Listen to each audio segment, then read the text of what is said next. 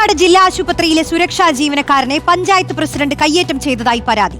അത്യാഹിത വിഭാഗത്തിൽ ഡ്യൂട്ടിയിലുണ്ടായിരുന്ന ജീവനക്കാരനെയാണ് Pullur Periya panchayat president CK Aravindakshan കയ്യേറ്റം ചെയ്തത്. സുരക്ഷാ ജീവനക്കാരന്റെ പരാതിയിൽ പഞ്ചായത്ത് പ്രസിഡന്റിനെതിരെ പോലീസ് കേസെടുത്തു.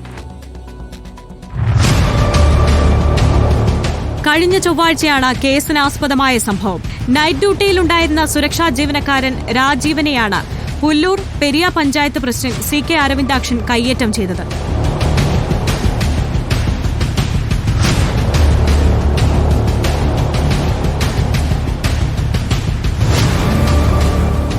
അത്യാഹിത വിഭാഗത്തിലെ ഡ്യൂട്ടി ഡോക്ടറുടെയും രോഗികളുടെയും മുന്നിൽ വെച്ചായിരുന്നു കയ്യേറ്റം. അനുമതിയില്ലാതെ കാഷ്വാലിറ്റിയിലേക്ക് കയറിയത് ചോദ്യം ചെയ്തതിനാണ് കയ്യേറ്റം നടന്നത്. കൈകൊണ്ട് പിടിച്ചു തള്ളുകയും കൊല്ലുമെന്ന് ഭീഷണിപ്പെടുത്തിയതായും സുരക്ഷാ ജീവനക്കാരൻ പറഞ്ഞു.